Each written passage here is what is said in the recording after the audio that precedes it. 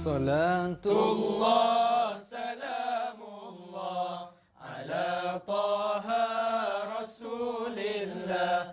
Salatullah salamullah ala yasin habibillah. Salatullah salamullah ala yasin habibillah.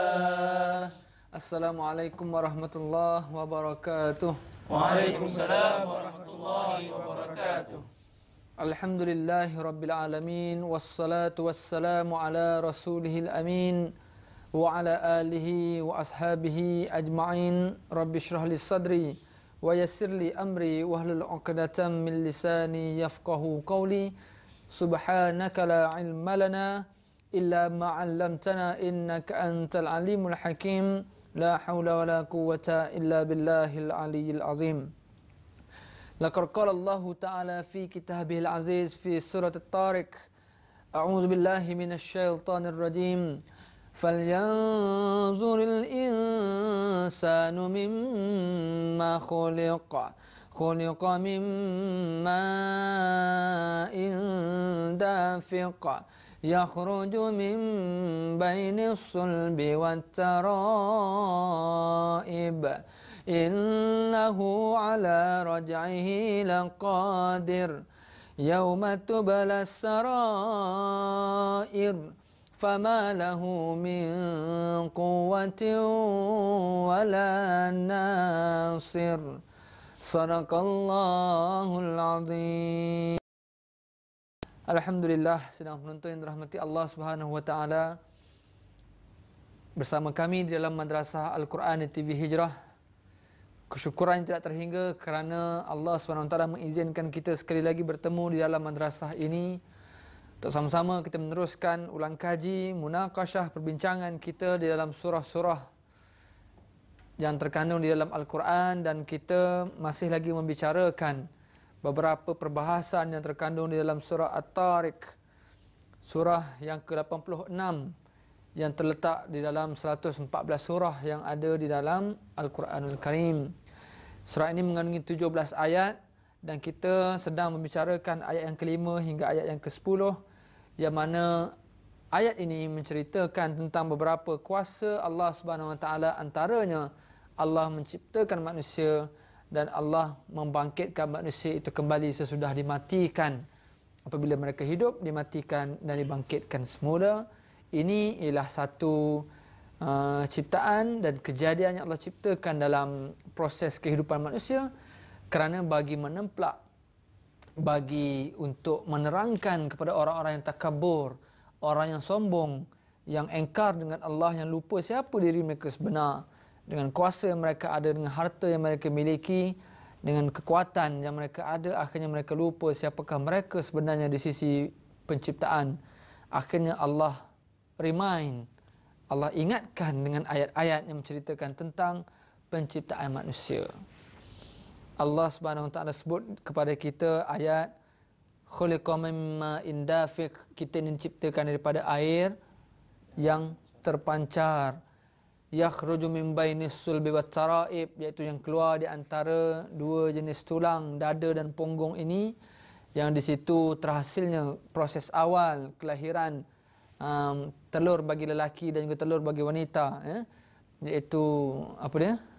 Sperma dan juga ovum, yang mana dipanggil sulbi wat taraib.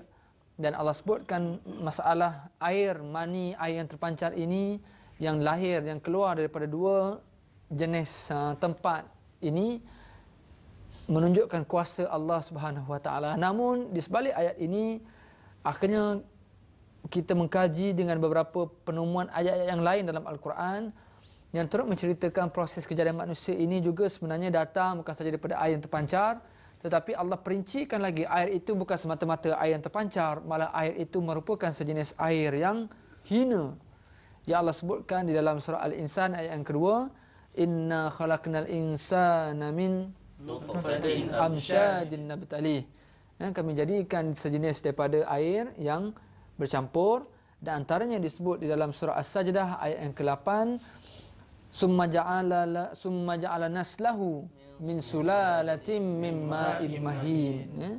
Ayat yang sebelum itu Allah sebutkan kepada kita allazi ahsana kulla syai'in khalaqahu wa bada'a khalqal insani min tin. Allah cerita kita ni ciptakan daripada proses awal kejadian manusia datangnya daripada tanah. Summa ja'ala naslahu, daripada tanah itu akhirnya Allah ciptakan pula keturunan-keturunan daripada itu. Nasal atau keturunan ini datangnya daripada sulalah, daripada saripati, sejenis air pati yang hina. Dan inilah yang akan cuba kita kongsikan sambungan pada episod yang lepas tentang apakah yang dimaksudkan oleh Allah tentang air yang hina ini secara tidak langsung sebenarnya untuk menghina diri manusia itu sendiri. Yang sombong, yang takabur, yang bongkak ini supaya manusia merasa insaf siapakah mereka sebenarnya di sisi Tuhan. Siapakah mereka sebenarnya di sisi pencipta.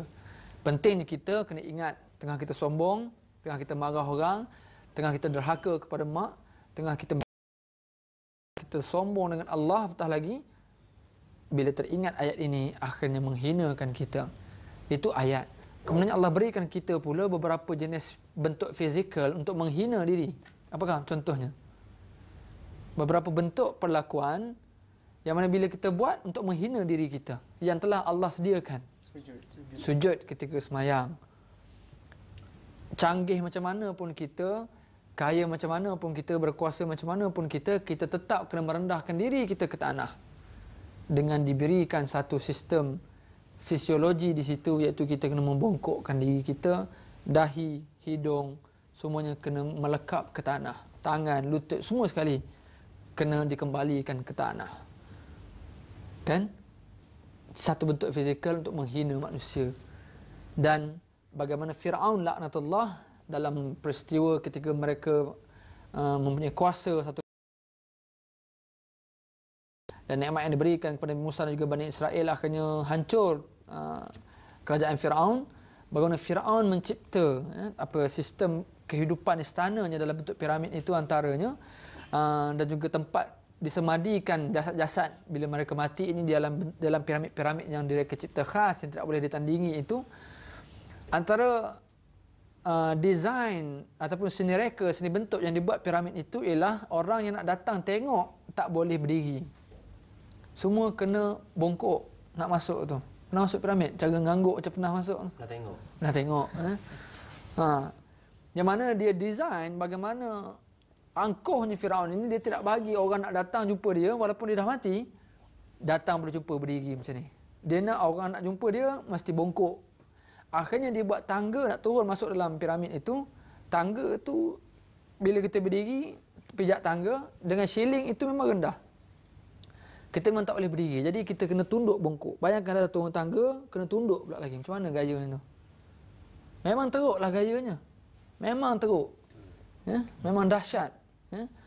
Kerana mereka mahu orang yang pergi tengok dia, yang pergi ziarah, yang nak pergi jumpa dia, Fir'aun ni, menghinakan diri. Jadi dia nak orang tunduk bila menghadap dia. Kita pun begitulah. Hinanya kita di sisi Allah bila kita nak orang hormat kita.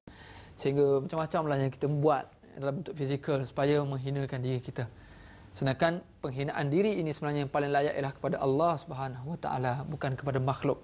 Kena dibezakan menghina diri dengan menghormati orang lain. Ya? Bila kita hormat orang dengan kita tunduk tu satu perbahasan yang lain yang dibincangkan bagaimana kalau kita tunduk salam, ya? Hormat tunduk kepada raja dan sultan itu dibincangkan. Tunduk dalam perspektif apa, bukan bentuk sembahan. Ya, tunduk sebagai tanda hormat, tu perspektif yang lain. Cuma yang dipohon oleh Fir'aun ini tunduk sebagai motif sembahan. Ini yang dilarang dalam Islam. Ya? Dilarang. Malah beberapa sistem protokol yang ada pada zaman dulu pun telah dibuang pada hari ini. Yang telah tak dibuat dalam bentuk tunduk-tunduk yang tertentu. Yang akhirnya menampakkan ibarat kita melakukan sembahan ya, kepada orang yang kita hormat itu, maka protokol itu telah dibuang. Yang tinggal hanya beberapa protokol yang ringkas yang menampakkan bukan sembahan tapi menampakkan satu penghormatan yang diberikan kepada orang yang berkuasa, ya, kepada pemimpin sebagai contoh. Namun begitu penghormatan, ketundukan, penghinaan itu yang paling utama ialah dilakukan oleh diri hamba kepada penciptanya iaitu Allah Subhanahu Wa Taala. Jadi Allah hina kita dengan Allah sebut mimma immahin, ya, summa ja'alna naslahu min sulalah, daripada saripati, daripada sulalah yang hina. Inilah yang kita bincangkan. Sulalah yang hina ini yang diterangkan oleh Imam Qurtubi dalam Jami' Ahkam Al-Quran. Maksud sulalah atau saripati bermaksud sesuatu yang dikeluarkan daripada sesuatu yang lain. Dan sesuatu yang menarik daripada ayat ini ialah bagaimana disebut Allah jadikan manusia itu daripada saripati air yang hina. Allah tidak sebut daripada saripati air mani yang hina. Allah kata daripada sejenis air yang hina. Dan begitu juga disebut tentang air yang hina ini, maka setengah pandangan mengatakan bahawa air yang hina ini dikenali sebagai air yang hina kerana air itu keluar daripada tempat yang hina, iaitu keluar bersama dengan tempat keluarnya saluran najis, iaitu air kencing. Oleh sebab ini, air mani ini keluar daripada tempat yang sama, maka ia juga dianggap sebagai hina. Dan perkataan hina ini digunakan dalam konteks sebagai mengingatkan manusia yang bongkak mengenai asal usulnya. Begitu juga ovari yang mengeluarkan ovum juga datang daripada tempat yang sama, tempat yang dihinakan oleh Allah Subhanahu Wa Taala.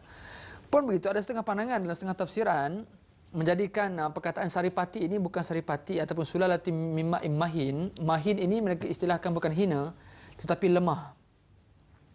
Dan bila dibuat dalam beberapa penemuan kajian, air yang lemah ini akhirnya mengaitkan bagaimana ovum atau sperma ini merupakan sejenis makhluk, sejenis benda cecair yang lemah, yang banyak bantuan yang akan membantunya baru dia akan jadi aktif.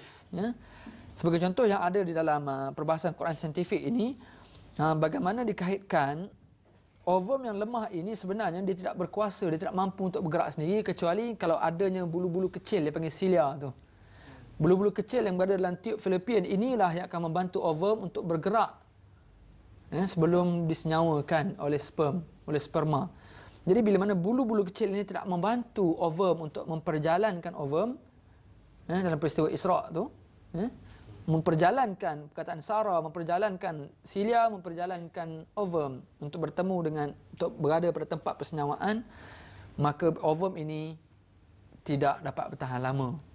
Kalau cilia tidak membantu ataupun ovum itu duduk tanpa ada yang boleh yang menggerakkan dia sampai ke tempat persenyawaan, maka ovum tidak boleh bertahan lama. Begitu juga sperma. Sperma jikalau ia tidak disenyawakan dalam tempoh berapa? 5 hari sperma juga akan mati. Adapun ovum kalau tidak disenyawakan dalam 24 jam dia akan mati. Jadi begitu sperma juga ditolak oleh sejenis cecair yang membawa sel-sel sperma ini dengan cecair-cecair tertentu itu yang datangnya daripada mana? Sulbi. Daripada sulbi ataupun dalam istilah sains yang dipanggil tulang koksi. Koksi. Daripada tulang koksi itu terbentuklah Cecair. Sebelum cecair. Cecair yang dikeluarkan daripada tempat itu dipanggil testis.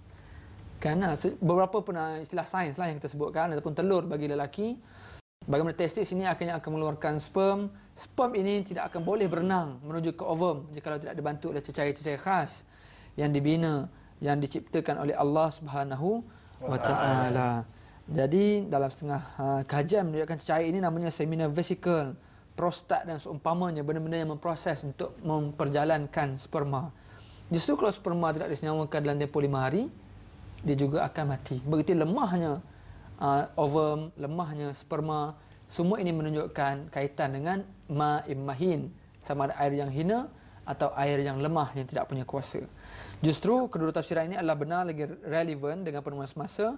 Walau bagaimanapun kata Hamka dalam kitab tafsir Al-Azhar, bagaimana dia memilih cenderung kepada perkataan mahin ini sebagai perkataan yang lemah, bukan hina, tapi dia menggunakan perkataan yang lemah. Namun begitu, kita juga setuju kalau kita menggunakan perkataan yang hina bagi menghina, bagi menjadikan diri kita seorang insaf dengan menghinakan diri kita di hadapan Allah Subhanahu Wa Taala. Baik, selesai yang tu.